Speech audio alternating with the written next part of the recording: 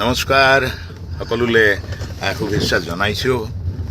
আজি আমি দুইজন মিলি ওলাইছোঁ নামৰূপৰ বৰহাটলৈ। এতিয়া আমি নামৰূপৰ বৰহাটৰ ফালে আহি আছোঁ। এই মুহূৰ্তত আমাৰ মনৰ আঁচনি আছে, সেই মনৰ আঁচনিলৈ আমি আহি আছোঁ। বিশেষ কথা হ'ল নামৰূপৰ এগৰাকী সেই সময়ত বিদেশী বহিষ্কাৰ আন্দোলনৰ যিটো সংগ্ৰাম, এই সংগ্ৰামত ওতঃপ্ৰোতভাৱে জড়িত হৈ শেষত আৰ্মি, পুলিচ, CRPৰ নিৰ্যাতনৰ বলি হৈ অকথ্য নিৰ্যাতনত বলি হৈ চিকিৎসাৰ অভাৱত এতিয়া তেওঁ বৰ দুৰ্যোগত ভুগি আছে। সেই মানুহজনক বিচনাত পৰি আছে। সেই মানুহজনক হীৰা গগৈ তেখেতক এবাৰ অসমৰ সেই 1980 দশকৰ, অষ্টম দশকৰ 80 চনৰ বা 79ৰ সেই অসমত বিদেশী বহিষ্কাৰ আন্দোলনৰ সেই পৰত সাংঘাতিকভাৱে মুখ্য ভূমিকা লোৱা এই হীৰা গগৈ বৰ্তমান অসুস্থ, বৰ দুৰ্যোগত ভুগি আছে। তেখেতক দেখা কৰাৰ আমাৰো এটা নৈতিক দায়িত্ব আছে। আমি গান গাই ঘূৰি ফুৰা মানুহ, কোনোবা বিপদত পৰিছে, আমি এষাৰি মাত দিবলৈ ওলাইছোঁ দেই ৰাইজে। আৰু কোনোবাই যদি সেই অঞ্চলৰ নামৰূপ বৰহাটৰ আমাৰ বন্ধুৰ তালিকাত আছে, আমি প্ৰায় 2:30মান বজাত গৈ পাম। আহকচোন, আমি লগ লাগি একেলগে আহক। 2:30মান বজাত আমি ঠাইটুকুৰা নাম কৈ দিয়া বৰহাট চিনি পাব চাগে। নামৰূপৰ বৰহাট পাম। হীৰা গগৈ এজন সকলোৱে চিনি পোৱা মানুহ। হয়, এই হীৰা গগৈৰ ঘৰলৈকে আমি আহি আছোঁ আৰু আপোনালোক আহক, ভাল লাগিব। আমি লগ হওঁচোন। দুৰ্যোগৰ খবৰ লৈ আমি যিমান পাৰোঁ সহায়ৰ হাত আগবঢ়াম। ধন্যবাদ। আপোনালোকে জ্যেষ্ঠ কণ্ঠশিল্পী লোহিত গগৈক চিনি পায় নে নাপায়? এগৰাকী অনন্য কণ্ঠশিল্পী লোহিত গগৈ কেৱল কণ্ঠশিল্পীয়ে নহয়, মানৱতাৰ বাবে উৎসৰ্গিত হৈ আজিৰ তাৰিখতো দৌৰি ভাগৰি নপৰা এজন কণ্ঠশিল্পীৰ নাম হৈছে লোহিত গগৈ, যাৰ ধন নাই, ঐশ্বৰ্য নাই, কিন্তু সুবিশাল ব্যক্তিত্ব আছে। এইজনেই লোহিত গগৈ। এই ধৰণেই জাতি আৰু মাটিৰ গীত সদায় পৰিৱেশন কৰি থকা মানুহজনৰ নাম লোহিত গগৈ। এজন সহজ সৰল মানুহ, এক স্বাভাৱিক জীৱন চলোৱা এজন মানুহ। আৰু এই মানুহজনে কেতিয়াও নিজে সন্মান নিবিচাৰে, কিন্তু সমাজৰ বাবে যি দায়িত্ববোধেৰে তেওঁ সংগীতৰ ক্ষেত্ৰখনত নামিব লাগে, সদায় কিন্তু নামিয়েই থাকে। লোহিত গগৈক আজিলৈকে আমি উপযুক্ত সন্মান কিন্তু দিব নোৱাৰিলোঁ, যেনেকৈ আমি উপযুক্ত সন্মান আজিৰ তাৰিখলৈকে দিব নোৱাৰিলোঁ মহেন্দ্ৰ ককাইদেউক। আৰু এয়া মহেন্দ্ৰ হাজৰিকাৰ ষ্টাইল। এগৰাকী নতুন প্ৰজন্মৰ প্ৰতিনিধিক ভূপেন হাজৰিকাৰ গীত শিকোৱাইছে। আৰু এয়া মহেন্দ্ৰ হাজৰিকাই সঘনাই গৈ থাকে। মহেন্দ্ৰ হাজৰিকাই নতুন প্ৰজন্মক অসমীয়া গীতৰ সৈতে যাতে সম্পৰ্ক ৰখাই ৰাখিব পাৰে, স্বনামধন্য শিল্পীসকলক যাতে নতুন প্ৰজন্মই সন্মুখৰ পৰা জানে, বুজে, দেখে, তাৰ বাবেই এই প্ৰচেষ্টা সদায় মহেন্দ্ৰ ককাইদেৱে কৰি থাকে। আজি বহু বছৰৰ মূৰত এই দুয়োগৰাকীক একেলগে দেখি মই ৰোমাঞ্চিত হৈ পৰিছোঁ। লোহিত গগৈ আৰু মহেন্দ্ৰ হাজৰিকাৰ এটা জুটি। তেওঁলোকে এটা গীত প্ৰস্তুত কৰিছে, আৰু গীতটো পৰিৱেশন কৰা দেখি মই সাংঘাতিকভাৱে ৰোমাঞ্চিত হৈ পৰিছোঁ। আপুনিও নিশ্চয় ৰোমাঞ্চিত হৈ পৰিছে। এয়া হৈছে লোহিত গগৈ আৰু মহেন্দ্ৰ হাজৰিকা। দুয়ো এটা চাহ বাগানৰ সুৰ থকা গীত পৰিৱেশন কৰিছে। নৃত্যটো দেখি সকলোৱে সেই দৃশ্যটো নিশ্চিতভাৱে অনুভৱ কৰিবলৈ সক্ষম হৈছে। এই গীতটোৱে জনসমাদৃত হওক, এই গীতটোৱে সাংঘাতিকভাৱে জনপ্ৰিয় লাভ কৰক, আমি সকলোৱে আশা কৰিম। কাৰণ দুয়ো সংগীতৰ ৰজা, জ্যেষ্ঠ কণ্ঠশিল্পী, আৰু প্ৰকৃত শিল্প সত্তা এওঁলোকৰ মাজতহে বিচাৰি পোৱা যায়। গতিকে এওঁলোকে এইধৰণে দ্বৈতকণ্ঠত কান্ধত হাত থৈ একেলগে গীত পৰিৱেশন কৰিছে, সেইটোৱে আমাৰ কাৰণে ডাঙৰ খবৰ। কিন্তু প্ৰশ্ন হৈছে যে এতিয়াৰ প্ৰজন্মই লোহিত গগৈ অথবা মহেন্দ্ৰ হাজৰিকাৰ এই গীতসমূহ শুনি ইয়াৰ গভীৰতা বুজি পায় নে নাপায়। আমাৰ জ্যেষ্ঠসকলৰ এক দায়িত্ব যে এইসকলে এনেধৰণে গীত পৰিৱেশন কৰোঁতে এনেধৰণৰ গীতসমূহক এনেধৰণৰ গীত পৰিৱেশন কৰোঁতাসকলক যে আমি উৎসাহিত কৰিব লাগে আৰু তেওঁলোকৰ প্ৰচাৰ প্ৰসাৰৰ নৈতিক দায়িত্ব যে আমি গ্ৰহণ কৰিব লাগে, সেই কথাও আমি অনুভৱ কৰাৰ প্ৰয়োজন। কিন্তু লয় লাগ ভংগীমা আপোনালোকে দেখিবলৈ সক্ষম হৈছে। চাহ বাগিচাৰ এটি কেন্দ্ৰিক এটি গীত এয়া, আৰু এই গীতটিত প্ৰাণ ঢালি দুয়ো গীত পৰিৱেশন কৰিছে।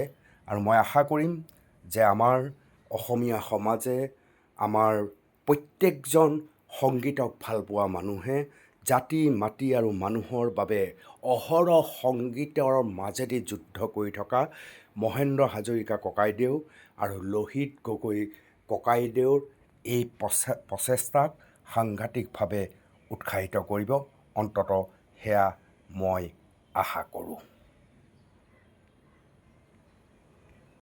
এই গীতটি খুব সুন্দৰভাৱে তেওঁলোকে পৰিৱেশন কৰিছে, বাণীবদ্ধ কৰিছে। এক পৃথক ধৰণৰ উজ্জীৱিত চেতনা এয়া। অসমীয়া সংগীতত লোহিত গগৈ, মহেন্দ্ৰ হাজৰিকা এওঁলোকে যদি এই ধৰণে যুগ্ম ৰূপেৰে দ্বৈতকণ্ঠৰে যদি গীত পৰিৱেশন কৰিবলৈ আৰম্ভ কৰে, তেতিয়াহ'লে অসমীয়া সংগীতৰ ক'বই নালাগে আৰু। ইমান ভীষণ ৰ'দত আমি এই গৰমত আমাৰ উবেৰ চালক যোশীৰ লগত নাই, যোশী মোক ক'লে বোলে মই বোলে একদম পিয়ৰ নেপালী। মই ক'লো যে, আৰু আমাৰ পিছত মৃত্যুঞ্জয় কৰ্মকাৰ বহি আছে, ভাল লগা চব। মই কৈছো যে তুমি নেপালী নেকি? আৰে বাপৰে, মই কৈছো মই নেপালী। নদিনী হৈ নলৈ লয়ে মায়া চলল বগি জান, ঠিক আছে। ঝর্ণানি ভই নলৈ লয়ে মায়া ঝরঝরি ঝরি জান তিम्रो আঙ্গন ক। আমি এতিয়া গুৱাহাটী চানমাৰি না, বাপৰে গুৱাহাটীখন নতুন হৈ গৈ আছে। আৰে নদিনী ভই নলৈ লয়ে মায়া চলল বগি জান, ঝর্ণানি ভই নলৈ লয়ে মায়া ঝরঝরি ঝরি জান তিम्रो আঙ্গন ক।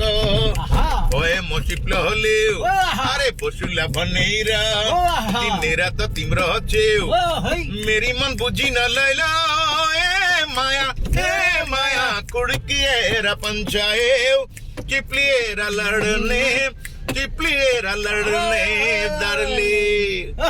ठीक छ जोशी, ठीक छ एकदम।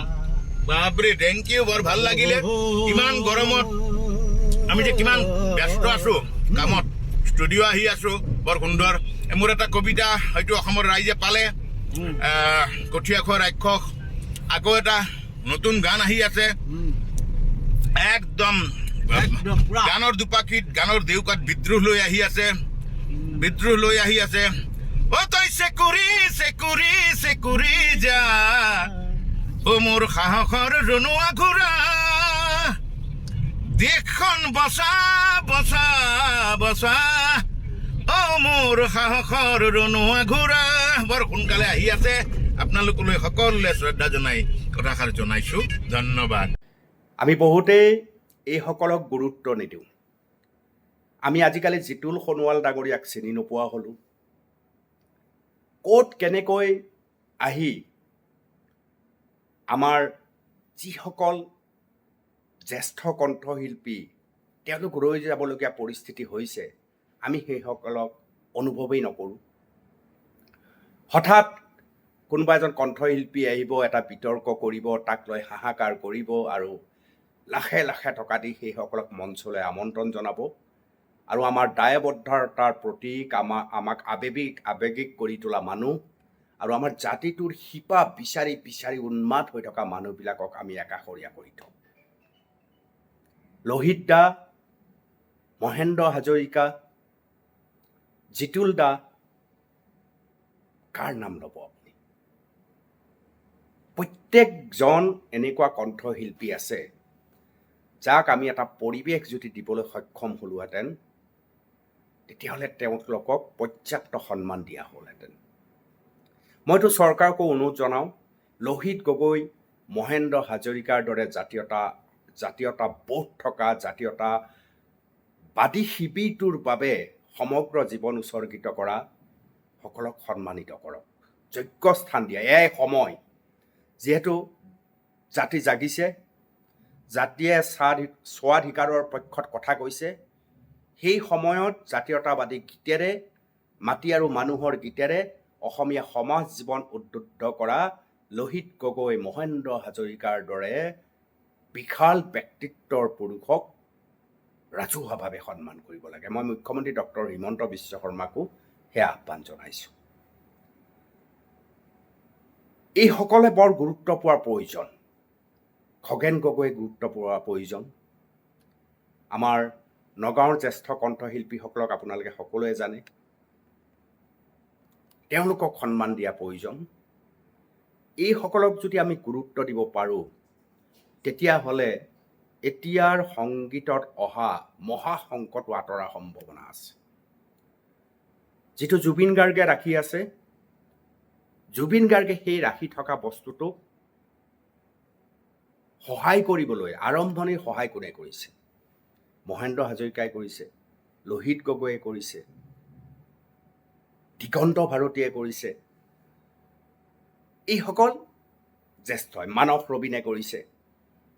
এইসকলে উলিয়াই দিছে। জুবিন গাৰ্গেও তাৰ লগত সহযোদ্ধা হৈ পৰিৱেশন কৰি জাতিটোৰ বাবে বৃহৎ কাম কৰি আছে।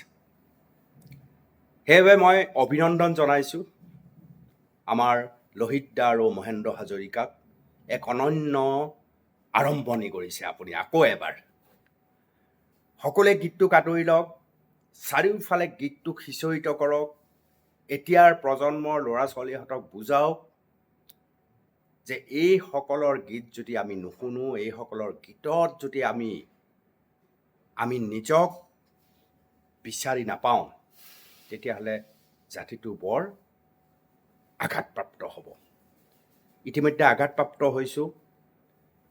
এটা ডেকা ল'ৰাকটো আমি হেৰুৱাইছোঁ। আপোনালোকে সকলোৱে তেওঁক জানে, চিনি পায়। তেওঁৰ কাৰণে আমি সকলোৱে বহুত কান্দিছোঁ। মই ৰাজীৱ শদিয়াৰ কথা কৈছোঁ। কিন্তু ৰাজীৱ শদিয়া শেষ হ'ব লাগে, অৰ্থাৎ ৰাজীৱ শদিয়াৰ নিবিচৰা মৃত্যুৰ পিছত আন এজনৰ যাতে এই ধৰণৰ পৰিস্থিতি নহয়, সেই কথাটো আমি মন কৰা প্ৰয়োজন হৈ পৰিছে। ৰাজীৱ শদিয়াৰ পৰিয়ালৰ বৰ্তমান কেনে আছে তাৰ খবৰ লোৱাৰো প্ৰয়োজন আছে। ইয়াৰ লগতে আমাৰ যিসকল জ্যেষ্ঠ কণ্ঠশিল্পী আছে, যিয়ে একেলগে গীত পৰিৱেশন কৰাৰ দৃশ্য মই আপোনালোকক দেখুৱালোঁ, আৰু কেইবাগৰাকীও এনেকুৱা কণ্ঠশিল্পী আমাৰ মাজত পৰি আছে, সেইসকলক ফুলে ফলে জাতিষ্কাৰ কৰিবলৈ, তেওঁলোকৰ স্বাভিমান সুৰক্ষিত কৰি ৰাখিবৰ বাবে আমাৰ কিন্তু কৰণীয় আছে। অভিনন্দন জনাইছোঁ লোহিত দা, মহেন্দ্ৰ ককাইদেউ, অভিনন্দন জনাইছোঁ। আপোনালোকৰ দ্বৈত কণ্ঠৰ এই গীতটোৱে মোকো অভিভূত কৰিছে, উৎসাহ উদ্দীপনাই মোকো সাংঘাতিকভাৱে ৰোমাঞ্চিত কৰিছে। আছোঁ আপোনালোকৰ লগত, আৰু আমি যুঁজিবলৈ চেষ্টা কৰিম একেলগে, যাতে জাতিৰ শিপাডাল সুৰক্ষিত হৈ ৰয়। নে কি কয়? জনাব আপোনালোকৰ মতামত।